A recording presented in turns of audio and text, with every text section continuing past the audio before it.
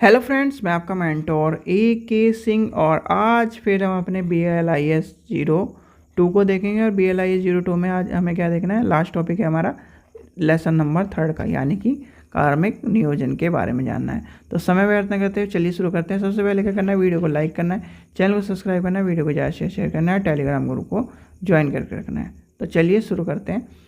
आज का टॉपिक क्या है, कार्मिक नियोजन। सबसे पहली बात आती है कि है क्या ये, ठीक है। सबसे पहली बात क्या आती है क्या। आप ये बताओ, आप किसी संगठन में काम कर रहे हो, ठीक है। संगठन में प्रबंधन है, संचालन जो करा रहा है वो है, कहीं ना कहीं व्यक्ति है, तो कहीं ना कहीं उसको देखने के लिए, यानी कि हमने क्या करा, एक संगठन है, संगठन का प्रबंधन पढ़ा हमने, मैनेजमेंट पढ़ा, ठीक है। संगठन के सारे व्यक्तियों के बारे में पढ़ा, यानी संचालन व्यक्तियों के द्वारा जो कार्य हो रहे हैं उसके बारे में पढ़ा, इसकी गुणवत्ता के बारे में पढ़ा, प्रभावशाली के बारे में पढ़ा।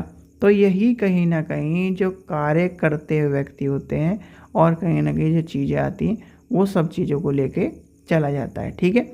अब कहीं ना कहीं जो कर्मचारी हैं उसकी जो आवश्यकता है, उसकी यानी कि आवश्यकता है, उन्हें खोजना, उन्हें जैसे कि मान के चलिए मेरे को मान लीजिए मेरे को अपना एक रेस्टोरेंट खोलना है, ठीक है। मुझे मैनेजर भी चाहिए, मुझे 4 शेफ भी चाहिए, ठीक है, एक रिसेप्शन के लिए कोई चाहिए, और कहीं ना कहीं यानी कि सारी चीज़ें वाला चाहिए। अब मैं ये थोड़ी कि मैनेजर में क्या ना, जो खाना बनाने वाला उसे बैठा दूँ, और जो खाना यानी कि मैनेजर के लिए आया उसे खाने के लिए बैठा दूँ।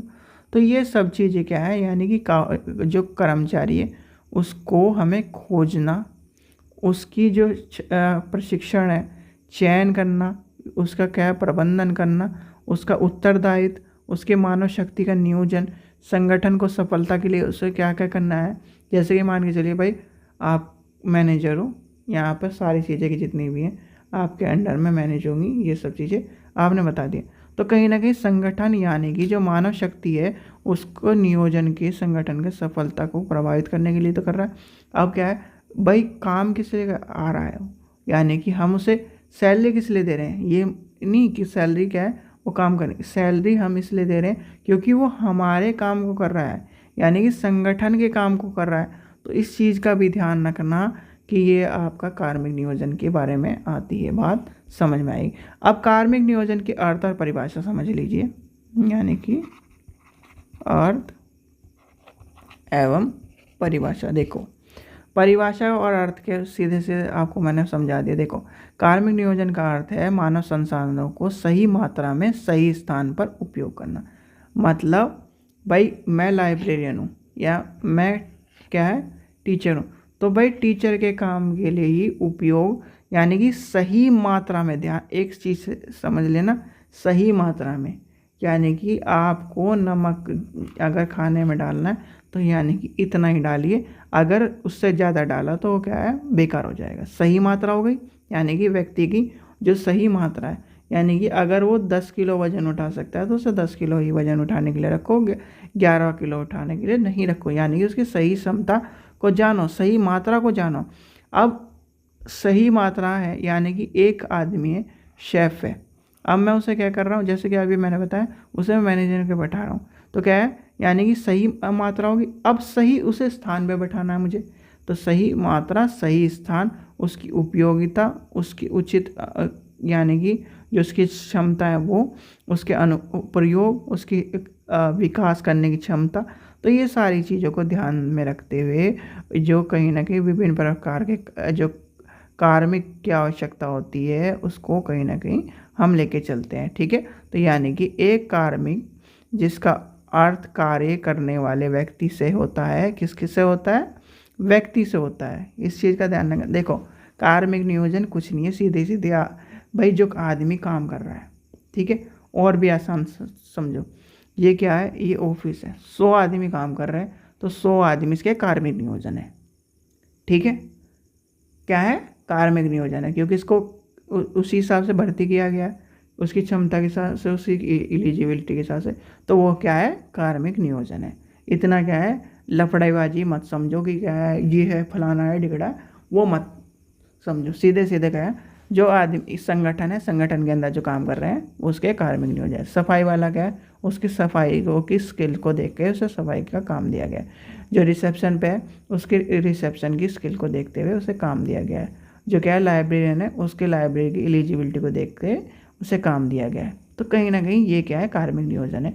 ठीक है, ये आपको समझ में आ गया हो। यानी कि किसी भी संगठन में जो कार्मिक नियोजन की अब जो का व्यक्ति है वो कहीं ना कहीं, और दूसरे नियोजन में कहीं ना कहीं उसे जो आशय किसी भी संगठन के विभिन्न कार्यों के लिए योग्य कर्मचारियों की बात आती है। ठीक है, ये समझ में आ गया।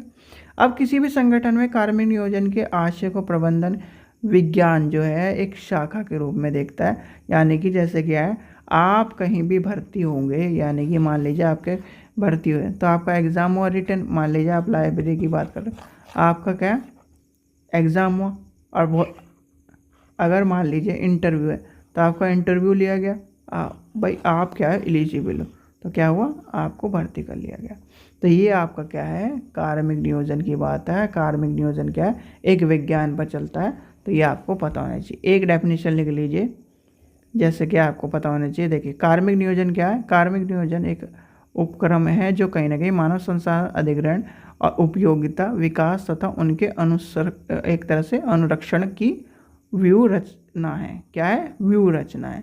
भाई सीधे सीधे मैनेजमेंट आ गया। अब मैं बताता हूँ आपको, मैनेजमेंट, विकास, ठीक है, और उपयोगिता, आप ये मान के चलिए सारी चीज़ों का जोड़ क्या है, कार्मिक नियोजन है। जो उसमें काम कर रहा है, जो काम कर रहा है वो क्या है, एक तरह से फिल्टर हो गया है।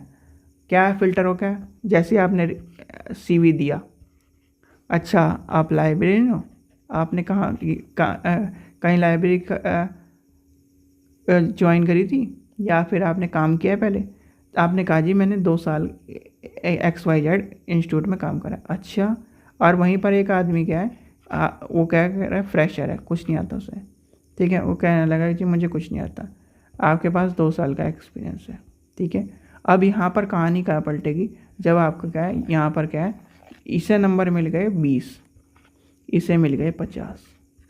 ठीक है, किससे मिल गए, अब इनका क्या हुआ, इंटरव्यू के बाद इन्हें लाइब्रेरी में ले जाया गया, सारे काम इनसे कराया गया। इसे क्या है, फ्रेशर होने के बाद भी सारी चीज़ें पता हैं। ठीक है, अब इसे क्या है, 2 साल के एक्सपीरियंस होने के बाद भी कुछ नहीं पता, तो ये क्या है, रखा गया, फिल्टर हो क्या है, फिल्टर बिल्कुल। ठीक है, तो कहीं ना कहीं क्षण क्या है, इसकी एलिजिबिलिटी, इसकी क्षमता, भाई इसे क्या पता, थ्योरी में नहीं आता। थ्योरी में हमें लाइब्रेरी में ज़रूरत भी नहीं है, हमें क्या चाहिए, प्रैक्टिकल नॉलेज चाहिए। जैसे आपका टीचर है, उसे प्रैक्टिकल नॉलेज होनी चाहिए, उसे क्या है, खड़े होकर पता होना चाहिए, स्किल्स आनी चाहिए सारी की सारी। तो ये सारी चीज़ें आपके क्या है, उपयोगी मानी जाती हैं। ठीक है, तो ये आपका क्या है, कार्मिक नियोजन। अब इसकी आवश्यकता क्यों है हमें, यानी कि आवश्यकता, बताओ आवश्यकता क्यों है, एक बार सोच के देखो भाई। आप ये मान के चलो, जब इसकी कहीं ना कहीं आवश्यकता होगी, आप ये जब मान के चलिए आप अपने किसी व्यक्ति को रख रहे हो, तो उसकी एलिजिबिलिटी देख के तो रखोगे जिससे आपके क्या संस्थान को बढ़ाए, यानी कि वो क्या है, योजना से चले, विकास को लेके चले, यानी कि मानव शक्ति को सही उपयोग कर सकें। जैसे मान के चलिए अभी मैंने बताया 10 किलो उठा सकता है, तो 10 किलो उठाने दो से, 11 किलो मत उठाओ, नहीं तो वो क्या है, अगली बार 10 किलो भी नहीं उठा पाएगा। ठीक है, तो क्या है, उसकी सही जो क्या है, कार्मिक नियोजन क्या करता है, एक तरह से कार्मिक, उसमें क्या है, मानव शक्ति की बात आती है। यानी कि उसकी आवश्यकता क्या है, उसकी मानव शक्ति कर्मचारियों का विकास के लिए इम्पोर्टेंट है, संस्थान के विकास के लिए इम्पोर्टेंट है। तो ये सारी क्या है, आपके इसके अंदर आ जाएंगी। यानी कि कार्मिक क्या जो नियोजन है वो क्या कर रहा है, कार्मिक नियोजन क्या कर रहा है, उसके जो भर्ती है, चयन है, प्रक्रिया है, सबको लेके चल रहा है, और हमारे को क्या कर रहा है, विकास की राह में लेके चल रहा है। यानी कि क्या है, उसकी आवश्यकता क्यों बढ़ रही है, भाई वो संस्थान को विकास की राह में लेके चले, वो क्या करे, जो कर्मचारी है वो यानी कि योग्य व्यक्ति हमें मिले। ठीक है, तो ये चीज़ें आपको आवश्यकता के रूप में मिलेगी। फिर आते हैं इसके क्या है, उद्देश्य क्या है, उद्देश्य। ठीक है, उद्देश्य क्या है, उद्देश्य क्या है, जो कार्मिकों को सही उपयोग कर सके, जो कार्मिकों को भर्ती, चयन, प्रशिक्षण, विकास की आवश्यकता के अनुसार निर्धारण कर सके। विभिन्न प्रबंधन विकास कार्यक्रम होते, यानी कि एक तरह से नींव स्थापित कर सके। संगठन का नियोजन संबंधित है, अधिकता उनके उपयोग ले सकें हम, यानी अधिकता से उसका उपयोग कर सकें। फिर आपका आ जाएगा मानव संसाधन नियोजन की लागत और मूल्यांकन। ठीक है, अधिक उपयोगी हो जाएगा। तो ये सारे के सारे आपको पता होने चाहिए, यानी कि 4-5 पॉइंट मैंने बताए, 4-5 पॉइंट इन्हें लिख लीजिए। नहीं आपको समझ में आया, देखिए भर्ती चयन हो गया, ये सारा सही उपयोग हो गया। फिर आपका हो जाएगा उसका कुशलता और ये सारे आ जाएगी, विकास आ गया, आपका संगठन का नियोजन आ गया। तो ये सारे आपको याद कर लेने हैं, जितने आएंगे उद्देश्य आपके हो जाएंगे। ठीक है, ये आपका हो जाएगा। ठीक है, यहाँ तक आपका आ जाएगा। प्रक्रिया मैक्सिमम पूछी नहीं जाती, पर प्रक्रिया भी चलो समझ लो। प्रक्रिया भी अगर लिखनी पड़ गई तो हमारा नंबर तो ज़्यादा मिलेंगी। ठीक है, कार्मिक नियोजन का क्वेश्चन आया तो प्रक्रिया लिख देना भाई। आपका क्या है, उद्देश्य, आवश्यकता आपने लिख दी, उद्देश्य लिख दिया। अब कार्मिक नियोजन की जो प्रक्रिया है, प्रक्रिया क्या है, प्रक्रिया में जो कार्मिक यानी कार्मिकों की आवश्यकता, पूर्व अनुमान। ठीक है, फिर आता है सबसे पहले क्या है, पूर्व अनुमान। ठीक है, आवश्यकता के अनुसार। फिर दूसरा क्या है, उसकी भर्ती एवं चयन। फिर आपका आ जाएगा पदारोहण। फिर आपका आ जाएगा कार्मिक विकास। भाई कार्मिक विकास तो ज़रूरी है, ये मान के चलो आप जूनियर लाइब्रेरियन ही रहोगे क्या ज़िंदगी भर, लाइब्रेरियन भी तो बनना है। तो वही बात आ जाएगी, यानी कि योग्यता हो गई उसकी, प्रशिक्षण हो गया, परिवर्तनशील दृष्टि हो गया, मानसिकता हो गई, ये सारी चीज़ें लेके चली जाएंगी। ठीक है, तो ये था आपका चैप्टर। ठीक है, ये क्या था, आपका चैप्टर था, कार्मिक नियोजन भी खत्म हो गया। इसमें सारी चीज़ें आपके आ जाएगी, पदारोही सारी चीज़ें लेके चल के हमने ये चैप्टर कंप्लीट कर दिया।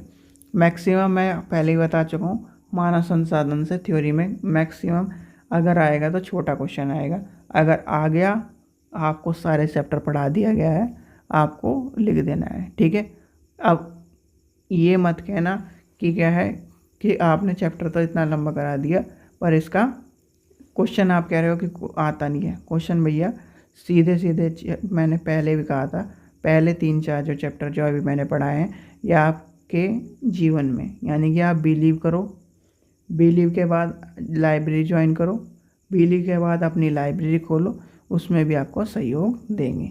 ठीक है, तो ये था आज का चैप्टर। आशा करता हूँ आपको वीडियो पसंद आई। वीडियो पसंद आई तो लाइक करें, चैनल को सब्सक्राइब करें और वीडियो को ज़्यादा से शेयर करें। कल इसके क्वेश्चन आंसर हो जाएंगे और ये हमारा चैप्टर ख़त्म, फिर हम चलेंगे अपने चौथे चैप्टर पर। Thank you.